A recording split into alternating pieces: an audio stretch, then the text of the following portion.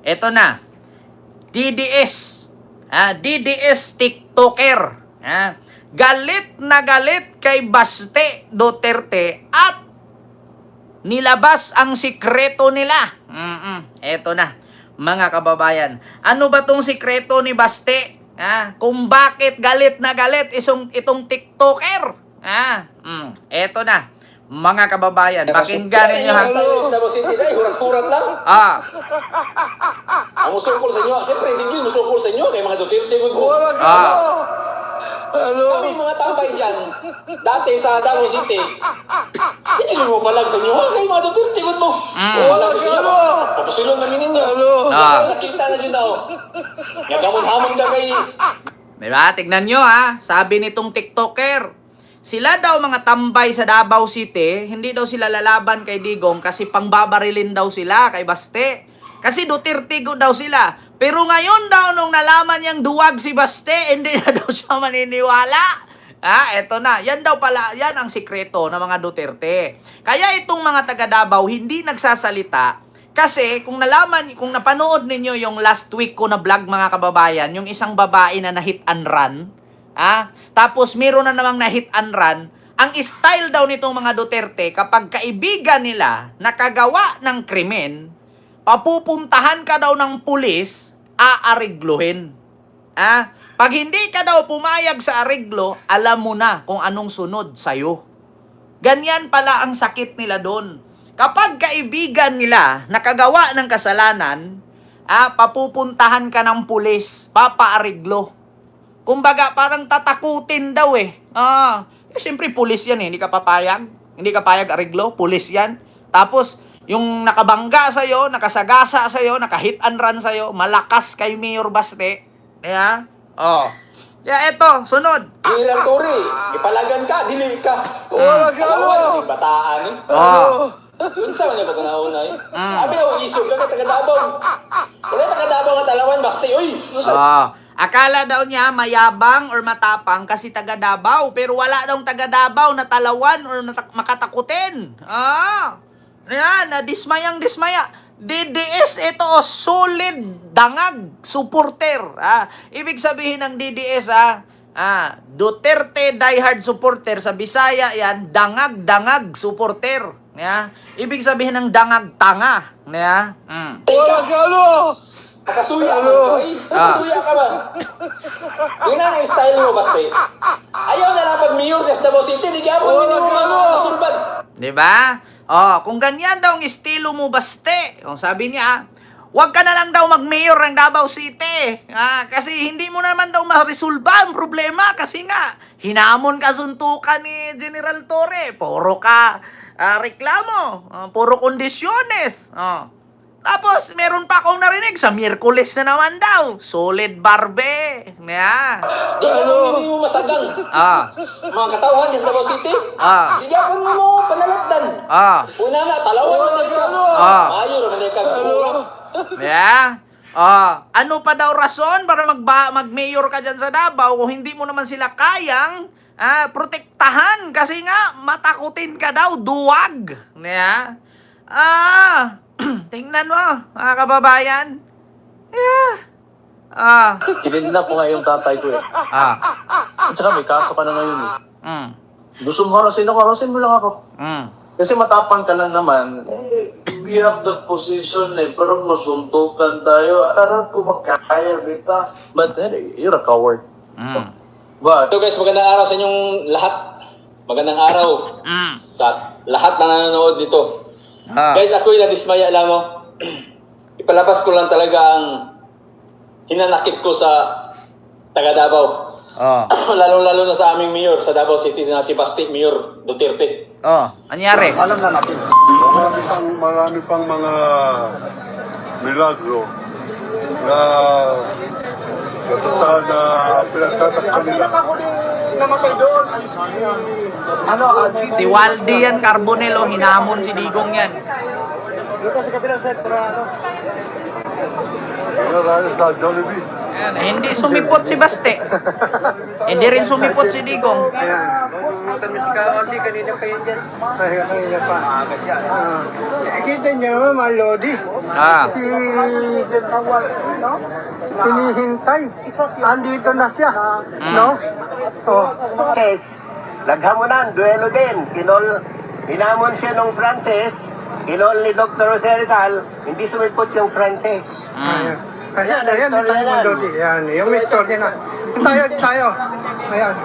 Tayo ngayon na may, ano, Di ba?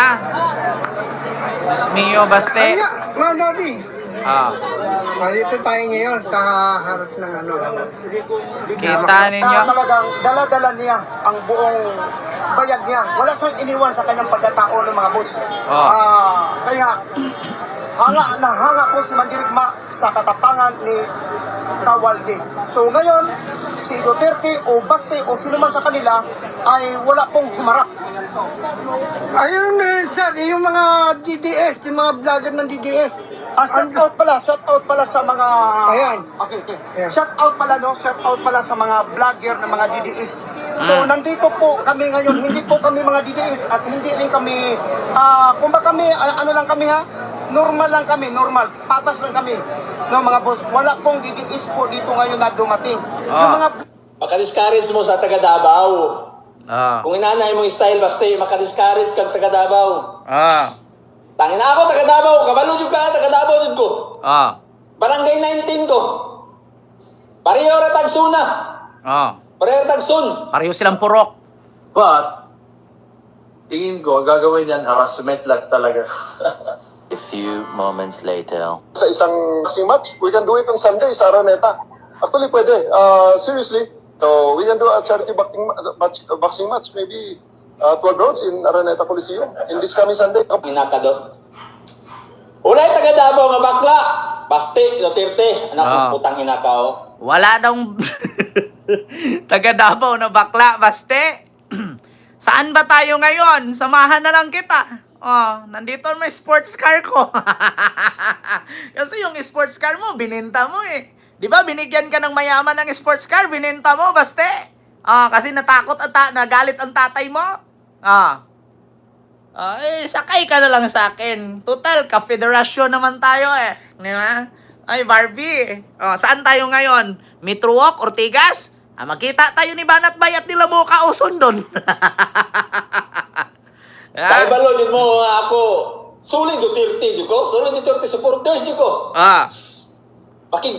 Patay ba ganit ko diri sa TikTok. Vlogger na DDS, Open sila, hindi naman sila open. magpakatotoo na kayo. Huwag kayong magpakatanga, huwag kayong maging bubo. No? Mga DDS, magpakatotoo na kayo. Huwag kayong maging tanga. Huwag kayong maging bobo.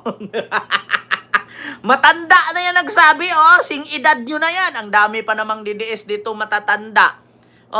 Mamamatay na lang kayo, mga putang ina ninyo. Kabubuhan pa rin ang ipapamana ninyo sa anak ninyo. Nako, kung maging presidente natin si Sara sa 2028, bobo. Putang inang yan. Anong mangyari sa ating bansa? Tapos, babalikan ko yung sinabi niya na wala tayong true independent policy kasi dumidikit lang daw si Marcos sa isang bansa kung saan ay ang Amerika. Pero yung tatay niya, bukang big-big, China. Hanggang sa napatayuan ng university ang nanay ni Digong sa China. Diyos mio Marimar. Walang independent policy, samantalang yung tatay mo noon ang presidente, putang ina, ang daming undocumented Chinese nakapasok sa Pilipinas. Ang daming mga illegal at sindikato na nagtitinda ng droga na pinagprotektahan ng tatay mo. Pati kapatid mo, damay pa nga eh. Pati pa nga asawa mo day eh. Huwag kayong magpakatanga, huwag kayong maging bubo mga boss. Kasi hindi pa kayo nag-isip, no? Hindi pa kayo, ang amo ninyo si Duterte, natutulog sa malambot na higaan, naliligo sa naka-jacuzzi, nakasakay sa magandang sasakyan. Pero kayo mga DDS, tagpi na bahay ang inyong... Diba? Narinig yung sabi ni tatay, huwag kayong magpakatanga, huwag kayong magpakabobo. Bakit? Si Duterte nakahiga sa malambot na higaan tapos may props na kulambo, naligo sa jacuzzi, nakasakay sa magandang sasakyan na may bodyguard. Pero kayo, putang ina ninyo, tagpi ang bahay nyo. Hindi pa rin ba kayo nakinig kay tatay? Kahit, wag nyo na ako pakinggan mga putang ina nyo mga didi sa bobo. Si tatay na lang ang pakinggan ninyo. Sakit talaga, sa totoo lang. Masakit ang katotohanan. Bakit? Saan kayo nakakita ng DDS na mayaman? Maliban sa mga Duterte. Wala kayong makita. Maliban sa mga senador na kampi kay Duterte. Yan, mga mayayaman yan. Pero, ilang araw na lang, makukulong na din naman yan. Ma'am Guro ako, USA. Spanish girl at sa Sirisa Por. Hello po. Ma'am Chaicher, hello po. Tama naman sabi ni tatay. Tinitirahan tapos sobrang siksik ng siksik para kayong mga surot. Siksik ng siksik kayo dyan kay Duterte na wala naman kayong mapapala, wala kayong pinagkaiba din. Yung mga supporter ni Kibuloy, okay. Yung mga supporter ni Kibuloy, yung mga lahat ng mga membro ni Kibuloy, yung mga membro ng mga foundation ng mga KOGC yan, mga boss idol, sobrang kawawa si Kibuloy ninyo. That time, natutulog sa malambot na higaan, jacuzzi ang paliguan, naka-aeroplano, maganda ang mga sasakyan, masarap ang mga kinakain. Kaya, Bita. But you're a coward. But, tingin ko, gagawin yan, harassment lang talaga. A few moments later. Sa isang boxing match, Ang mga nag-aabuloy dyan kay Kibuloy, mga tagpi-tagpi ang bahay ninyo. Diba? Mama Rimar, maraming salamat sa iyong Canadian super sticker. Thank you so much. Diba? Nakita ninyo? Yung mga nag-aabuloy kay Kibuloy, tagpi-tagpi ang bahay. Samantalang si Kibuloy naka-private jet.